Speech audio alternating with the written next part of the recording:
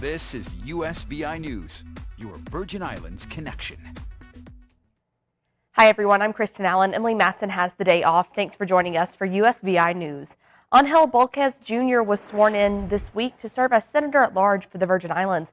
Bulkhez was a Democratic candidate for the 35th legislature, but was selected to serve the remaining months of Senator Stephen Payne's term.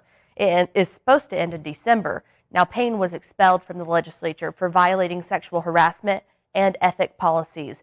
Bulkhez said after being sworn in, he deeply cares about the Virgin Islands community and described this job as a blessing. New today, a 29-year-old man is in custody at the Criminal Investigation Bureau. Carl Fleming Jr. was arrested for sexual assault, among other charges. On July 1st, officers were dispatched to the area of Anna's Fancy. Investigators found a woman had been sexually assaulted on Mosquito Point Road. Video surveillance showed Fleming was the assailant. He turned himself in Monday and is facing charges on rape, assault, kidnapping, and robbery. Fleming failed to post $100,000 bail and was remanded to the Bureau of Corrections. And Central High School in St. Croix is getting a new library, and today we got a first-hand look at the renovation.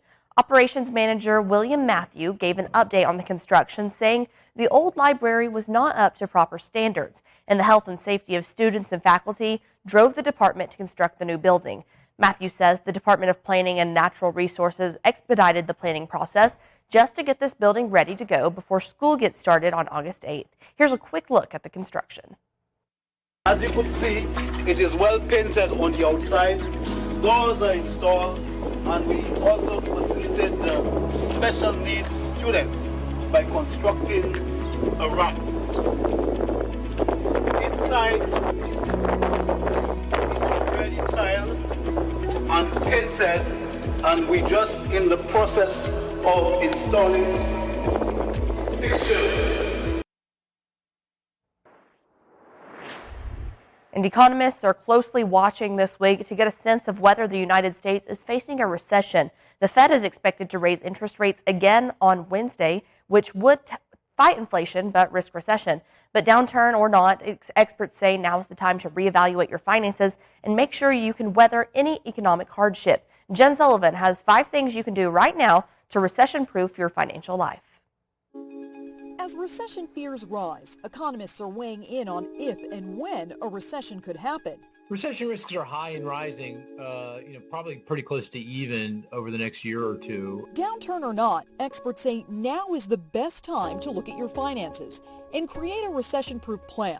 Whether the economy is going up or going down, it's really important for all of us to have a really strong financial background. Financial expert Julie Alma-Taveras recommends calculating your survival number, the most pared back amount that you need to survive each month. That's going to include housing. It's going to include basic food and groceries, not a lot of dining out. It's going to include your health insurance and medical needs. And use that amount as a target for tip number 2. Ramp up your savings. Bulk up your emergency fund and cushion your budget. Number 3, review your portfolio for winners and losers. You want to protect all the assets that you have. So the cash that you have, your investment accounts, your properties. And number 4, watch your debt. Not only are rates going up, but economists say owing too much hurts your credit score and your ability to get a loan. If you lose your job or you get your hours cut back, your pay cut, then it's going to make it harder to service that debt, pay on that debt. And finally, if you're unfortunately laid off, get familiar with your severance package, apply for benefits, and look ahead. You want to become BFFs with your resume. For today's Consumer Watch, I'm Jen Sullivan. And some of the nation's top experts on infectious diseases and public health gathered for a summit on the future of vaccines. Now, this comes as the new Omicron subvariants have driven up the number of COVID-19 cases this summer.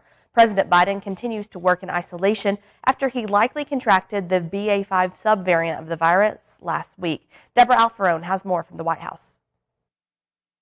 We need vaccines that can protect us no matter what Mother Nature throws at us. Federal health officials gathered with top scientists and vaccine manufacturers at the White House to discuss efforts to kickstart the next generation of vaccines. The vaccines we have are terrific, but we can do better than terrific. The summit comes as COVID-19 infections have ticked up around the world, with the highly contagious Omicron BA.5 and BA.4 subvariants accounting for more than 90% of recent cases in the U.S. alone. Since September of 2020, this virus has continued to prove more than a formidable foe, with variants of concerns emerging, each with a bit of enhanced transmissibility. Vaccine boosters that are more targeted to the Omicron subvariants could be available this fall. At the summit, government and industry experts push to continue partnering to develop more accessible vaccines that could eventually cause little to no side effects, using delivery methods beyond needles, such as nasal sprays. President Biden is on his 5th day of isolation as he recovers from COVID-19.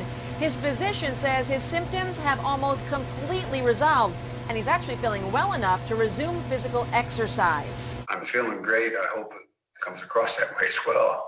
I hope I look as great as I feel here. Tuesday, the president attended more events virtually. He has told reporters he hopes to return to in-person work by the end of the week, though administration health officials say he must first produce a negative COVID test result. Deborah Alfarone, CBS News, the White House. The president's doctor also said he completed his 5th and final course of the antiviral drug Paxlovid Monday night and noted that his lungs do remain clear.